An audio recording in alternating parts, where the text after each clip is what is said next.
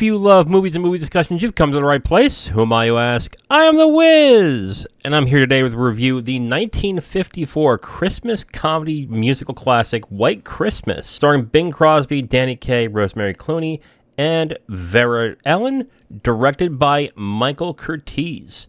One thing I should probably say again throughout all these reviews for Christmas movies is that for someone who really likes Christmas, I love Christmas. I've always loved Christmas. I've never liked Christmas movies. Like, it's really hard for me to enjoy a Christmas movie. I guess it's just the way my brain is wired. I see the tropes. I see the common things that all the Christmas movies do, and I'm like, okay, I'm getting bored of this. I mean, if I'm being honest, I think the best Christmas movie I have seen is likely to be It's a Wonderful Life. And I saw that last year.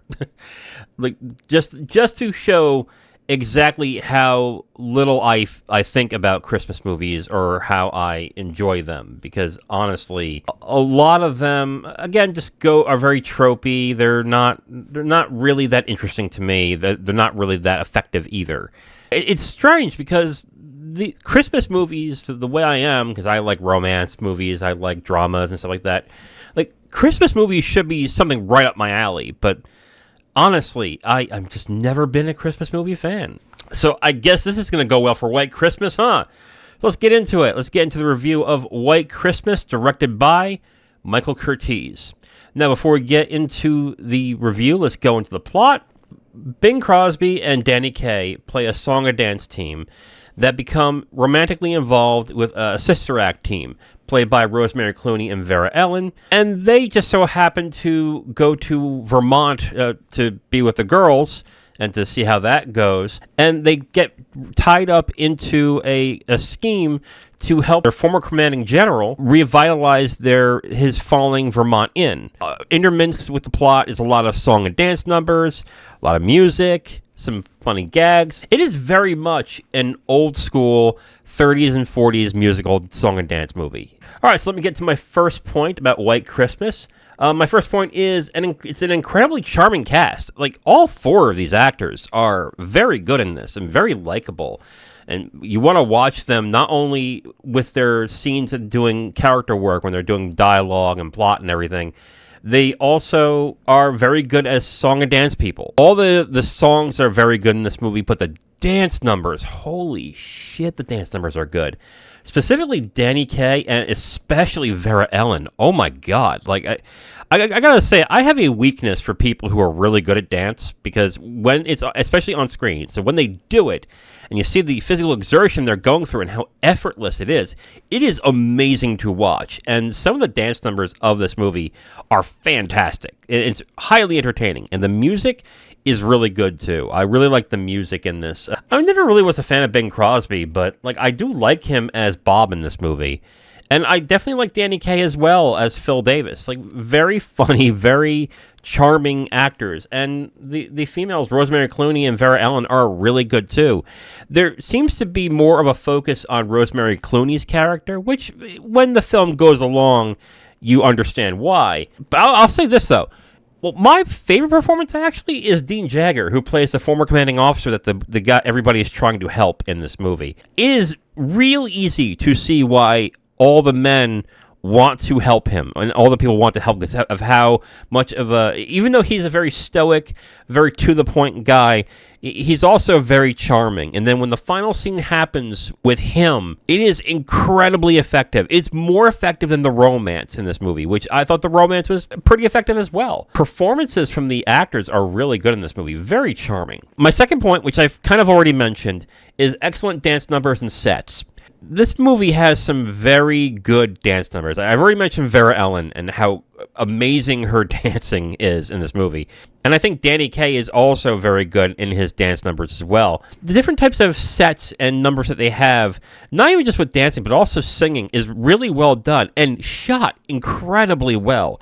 The sets specifically are utterly gorgeous. Like, of course, you have to stretch the fact that a lot of these sets seem to be a little too big for where it's being set, but you kind of buy into everything, and it works really well in that case. So I thought it was incredibly charming how the dance numbers and how the sets were in this movie. Very colorful, very well done dance numbers. The music is great in this as well. I do have to point out, and I'm going to mention this on my Who Do I Not Recommend This For. There is one dance set. There's one dance number. The song basically talks about how they missed the old minstrel shows. None of the characters are in blackface. I can understand some might feel like, ugh, what the hell? I don't think it's that bad, except for the fact when they talk about how they missed the minstrel shows and stuff like that. So it's a pretty good dance number. You might be a little uncomfortable when they talk about that. Just fair warning on that. You may want to skip it. It's not really that important to the plot, so if you really want to skip it, knock yourself out. But I think it's a pretty good dance number, even though it's unfortunate, I guess. But that was the time, unfortunately. And the third point, it has an effective emotional ending. There's really about 3 plot lines going on. There is the romance between Kaye and Vera-Ellen's character. There's the romance between Bing Crosby and Rosemary Clooney's character. And everything that's going on with the former commanding general and his failing in. And the film does a really good job tying all of that really tightly and making all 3 of the plot lines work really well at the end of the movie. The ending especially is really good. And it's really good on numerous aspects. I'm going to spoil the ending of White Christmas, but I'll tell you what, though. Even if you know the ending, it's such a sweet movie. I would say still see it. So the ending basically happens on a number of things. Bing Crosby and Rosemary Clooney's character make up, and Vera Drake's and Kaye's character kind of had their thing. Doesn't matter. But the commanding officer, what happens is that Bing Crosby's character ends up trying to do something really nice for the commanding general to honor him in his 10th anniversary of the platoon after the war. On top of that, he's trying to help his get business. Commanding officer is surprised by all of his former officers or his former infantrymen honoring him in his own inn, and it's just a beautiful scene because you definitely feel the love that all of these men have for this guy, and then the reaction to the former commanding officer and how he takes it is also incredibly well done. Is it sappy? Sure, it's pretty sappy, but I'm kind of a sappy guy, so it kind of works out. It's an incredibly effective ending. And then when the snow drops, oh my God. Oh man. So well done because I kind of bought into the entire thing about the movie. The movie is a beautiful looking movie, but it's got such a sweet and tender ending. And I melted after I watched it. It was like, oh my God. Like, oh my God, how sweet. Okay, so who do I recommend this for? I recommend this for people who want warm, cozy Christmas evenings. I'm actually kind of mad. I have never watched this before. This is such a great movie. There are these movies that a lot of people have where they watch every Christmas to get them into the spirit. Some have Home Alone. Some weirdos have Die Hard, even though it's not a Christmas movie. Go ahead and fight me. I don't care. Something tells me if I watched White Christmas back when I was a young kid, I would have loved this movie, and I would have really bought into it. Kim has said in the past, too, if you watched It's a Wonderful Life when you were a kid, that would have been your movie. I think this would have been it. I think this would have been the movie that I would have really enjoyed and really got me into the Christmas spirit. Also recommend this for people if you like musicals. This movie is a song and dance musical. It's half that and half the romance and the thing going on with the end. So if you're into that, go for it as well. I think for a musical, the songs are really good in the movie as well. Who do I not recommend this for? I mentioned it during the second part. You have issues with cultural sensitivity. Would I say White Christmas is racist? No, I don't think it is. But the Mandy sequence is weird. Again, it's from 54. They were much more lax about that stuff. So I'm not saying cancel it and we got to take out this thing. No, I'm not saying. But what I will say is it is kind of weird to watch a movie where they're saying how much they miss minstrel shows. If that's really going to bother you, then I'd say, I guess, skip it. Or honestly, what I would tell you is fast forward through it if it really, truly bothers you. But the song and dance number on that is actually pretty good in that sequence. Overall, I recommend this movie. I really enjoyed this movie a great deal. I thought it was funny, charming, great song and dance numbers, very sweet, romantic. And it's got a really effective ending that I really enjoyed. I just checked the Metacritic on this, and like half the critics don't like this movie. And I'm like, why?